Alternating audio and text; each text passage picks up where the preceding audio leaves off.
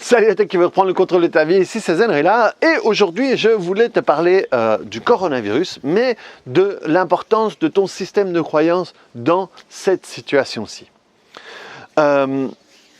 Moi je pense que si on faisait le test à tout le monde sur cette terre, je pense que les chiffres de personnes qui sont porteurs du coronavirus seraient dramatiques et on aurait des niveaux, je ne sais pas moi, dans certains pays de 50-60% de personnes qui seraient porteurs.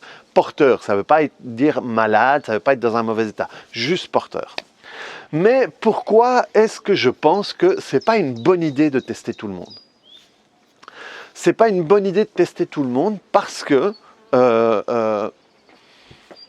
si tu te sens bien et que tout d'un coup il y a un test qui vient dire que au fait tu es porteur du virus et que quelqu'un maladroitement te dise au fait tu es malade, eh bien à un moment cette information va prendre la place et tu peux prendre l'identité du malade et commencer à te sentir mal alors que 10 minutes avant tu te sentais bien parce que dans ta tête il n'y avait pas ce truc de la maladie.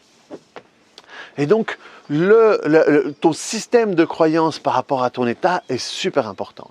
Et ici je vais te donner plusieurs exemples qui expliquent tout ça.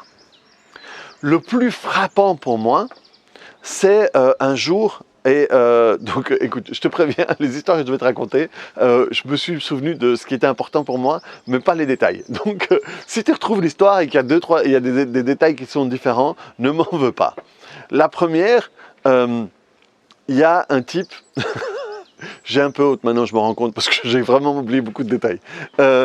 Il y a un type, est-ce qu'il était réparateur de frigo? Est-ce qu'il était livreur? Je ne sais pas. Mais bref, il est arrivé dans un endroit et il est rentré dans un grand frigo pour y déposer des trucs ou pour faire une réparation. Et la porte du frigo s'est fermée derrière lui. Donc c'est une chambre frigorifique ou je ne sais pas comment on dit ça. Et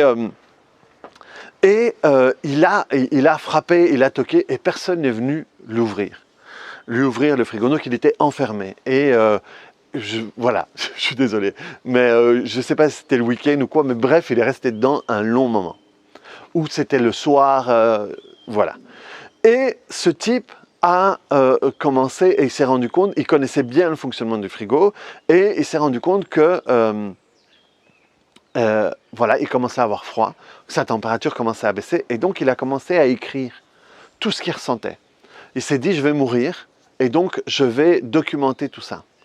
Et il commence à tout documenter. Comment est-ce qu'il sent le froid? Comment est-ce que peut-être les membres devenaient plus froids? Comment est-ce qu'il commençait à s'endormir? Il commençait à s'insensibiliser, etc. Tout ce qui commençait étape par étape.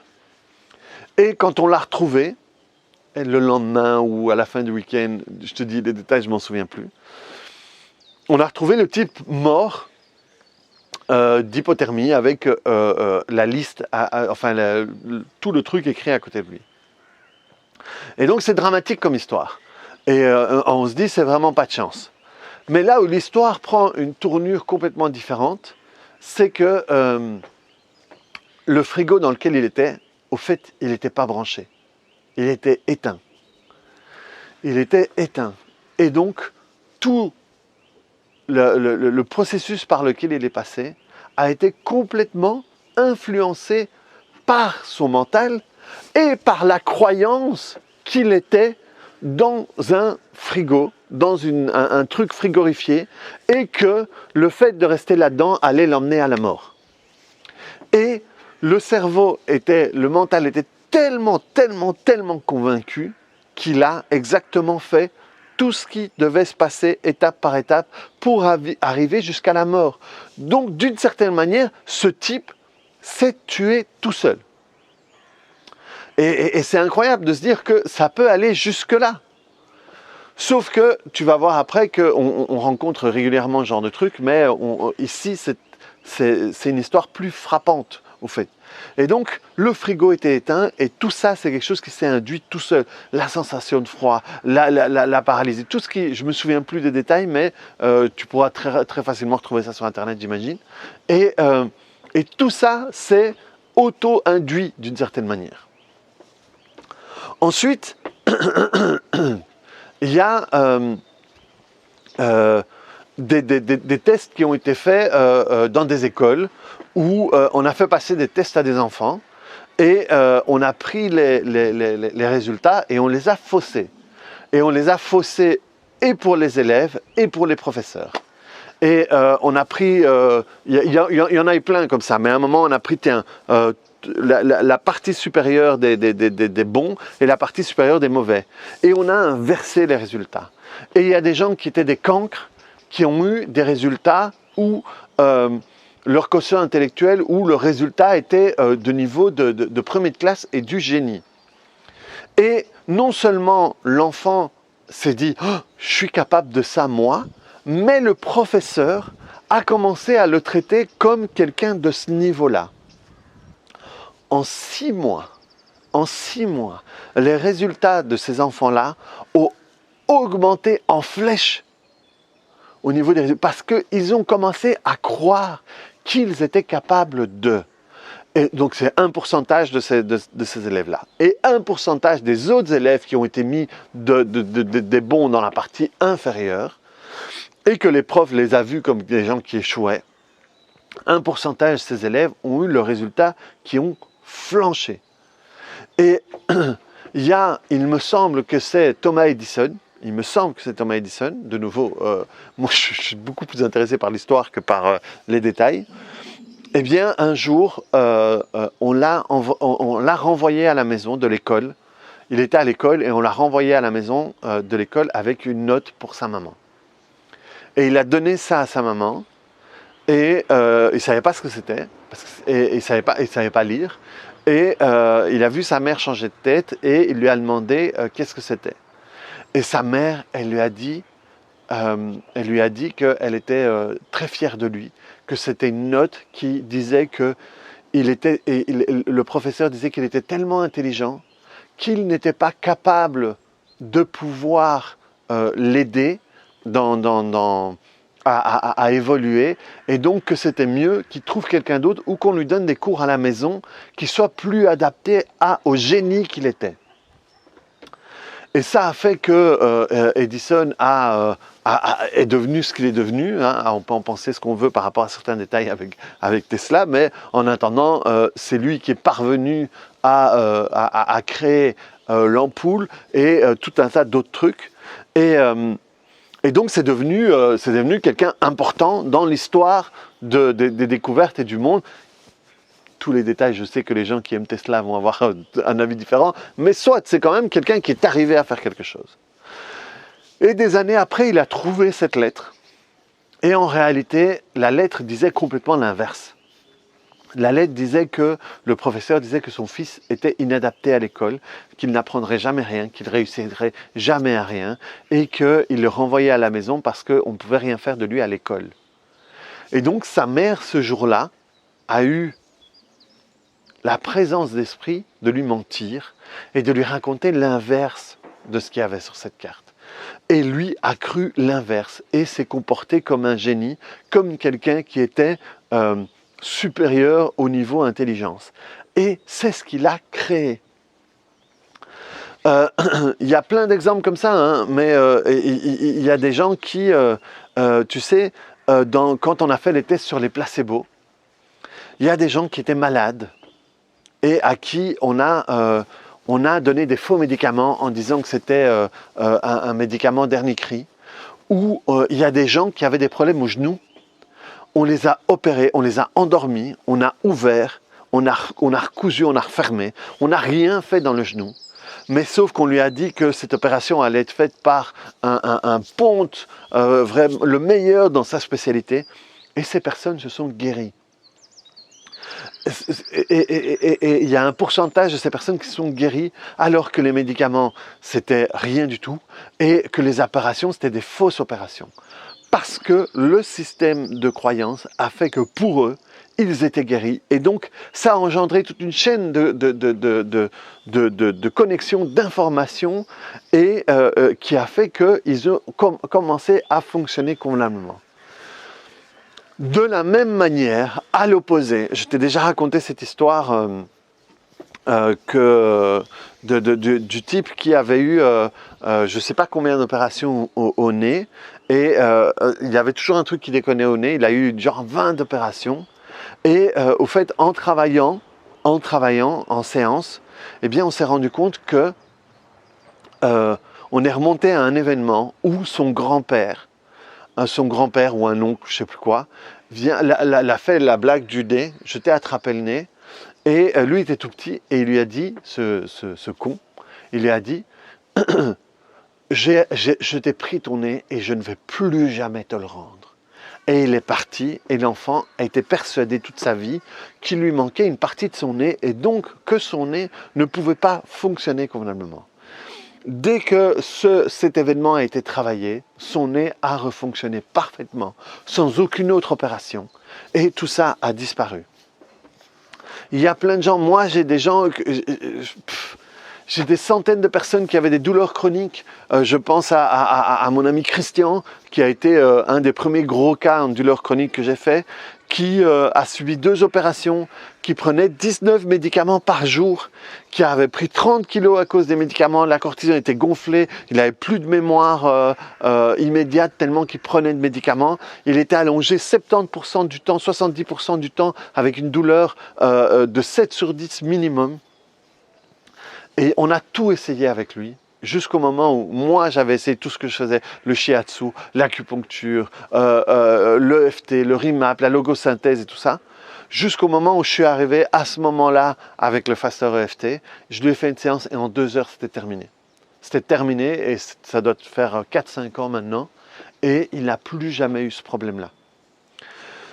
Donc ton système de croyance est important par rapport à la manière dont tu vas te sentir. C'est pour ça que le fait de se faire tester, qu'on teste tout le monde, ça me fait un peu peur, parce qu'il y a des gens qui sont en bonne santé et qui risquent de passer dans la mauvaise santé parce qu'ils sont porteurs du Covid-19 ou autre.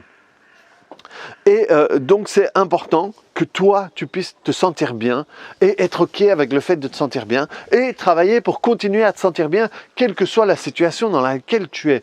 Moi, dans mon système de croyance, au niveau du système immunitaire, je suis fort parce que je fais ce qu'il faut pour être fort. Et même si, moi, je crois que je dois l'avoir, je ne peux pas comprendre que je ne l'ai pas, que je ne sois pas porteur, mais voilà, moi j'ai aucun problème avec ça, parce que je sais que mon système immunitaire va pouvoir combattre ça, parce que je fais tout ce qu'il faut, sans compter que voilà, je suis pas dans la tranche à risque, j'ai pas des maladies chroniques ou quoi que ce soit, et donc même si on devait me faire le test et qu'il était positif, je m'en fous. Parce que je sais que je peux me défendre, je suis convaincu, et je suis content d'être convaincu et de rester convaincu, parce que je sais que c'est ça qui va déterminer la manière dont mon organisme va se comporter par rapport à tout ça. Donc c'est important, de nouveau je voulais t'expliquer par rapport à ça l'importance du système de croyance. Parce que ce système de croyance va déterminer ta relation avec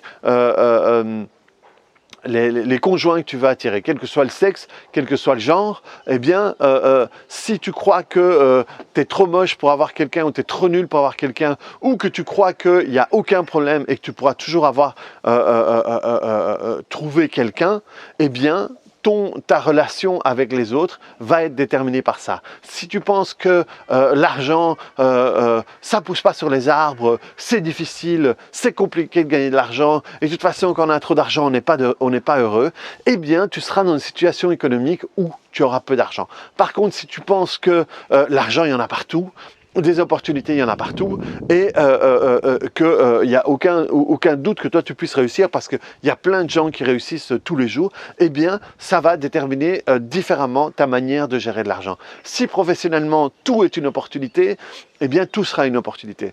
Ça, c'est ton système de croyance qui va déterminer la manière dont tu vas voir la vie, parce qu'il y a un truc important aussi, que je t'ai répété plein de fois et que je te répète encore maintenant, c'est que la vie, tu ne vis pas la vie telle qu'elle est.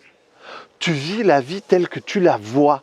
Tu vis la vie telle que tu la penses. C'est comme ça que tu vis la vie. Tu vois, moi, parfois, je m'oblige à reprendre conscience de ce que j'ai derrière moi. Tu vois, dans ces moments-ci, j'ai tellement de la chance de vivre ici. Je vis voilà, j'ai une grande propriété où, avec mon fils, on passe énormément de temps pour le moment. On joue, on va grimper dans les arbres. Enfin, lui, parce que moi, c'est dangereux pour moi de grimper dans un arbre. Tu vois, ici, j'ai une terrasse et ça, on jette des avions. Voilà, on profite de ça. Et il y a des moments où j'oublie que je vis dans un endroit ici. Et je prends ça pour... voilà, c'est normal. Et donc, il y a des moments où je m'oblige à m'arrêter de nouveau ici et à regarder. Et écoute, je peux même un peu... comment est-ce que je vais faire? Je vais faire comme ça. Hop. Je vais te montrer un peu où j'habite. Alors, désolé, ça s'est arrêté, mais je reprends. Voilà. Hop, tu vois, ça, c'est là où j'habite. Hop, tu vois, ça c'est l'autre voisin, et l'autre voisin, il est là-bas, là derrière, tu vois. Et donc, voilà, j'ai la chance de vivre ici, c'est beaucoup mieux que d'être dans un appartement, mais néanmoins, parfois, j'oublie, j'ai tellement l'habitude, voilà, je passe ici plusieurs fois parce que j'ai mon compost là-bas, et donc, et je passe sans regarder. Et à des moments, non, tu t'arrêtes, et tu profites, tu dis, waouh! Ouais, c'est vrai que j'habite ici. Et j'essaye de retrouver ce que j'ai ressenti les premières fois que je suis venu ici. Et pour revenir sur, ok, j'ai de la chance de vivre ici. Donc j'ai de la chance. Et tu sais, ça c'est le genre de truc que je dis à mon fils. Je lui dis tout le temps qu'il a de la chance. Moi, je pense que d'être quelqu'un de chanceux. Et je pense que le fait d'avoir cru que j'étais chanceux a apporté beaucoup de chance dans ma vie. Et donc, mon fils, je lui dis régulièrement qu'il a de la chance. Et lui dit, oh, on a de la chance, regarde, on est ici, on est machin. Et donc, je sais que ça va l'aider inconsciemment, il ne se rend pas compte, à avoir de la chance. Et tout ça, c'est le système de croyance. Donc, c'est important de garder un bon système de croyance. Donc, voilà. Reprends le contrôle de ta vie. Je suis désolé, je t'ai dit dans la vidéo précédente, j'allais faire des vidéos courtes, je ne sais pas, c'est mon système de croyance, je ne sais pas faire des vidéos courtes. Donc voilà, reprends le contrôle de ta vie, réfléchis dans tout ça et vois ce que tu peux tirer de cette vidéo pour changer certains de tes systèmes de croyance dans ta vie, pour travailler, pour profiter de cette période-ci où tu es enfermé pour pouvoir travailler sur tout ça. Donc voilà, reprends le contrôle de ta vie, clique sur le bouton j'aime, mets-moi des commentaires, passe ça à d'autres personnes et on se voit dans une autre vidéo. Ciao!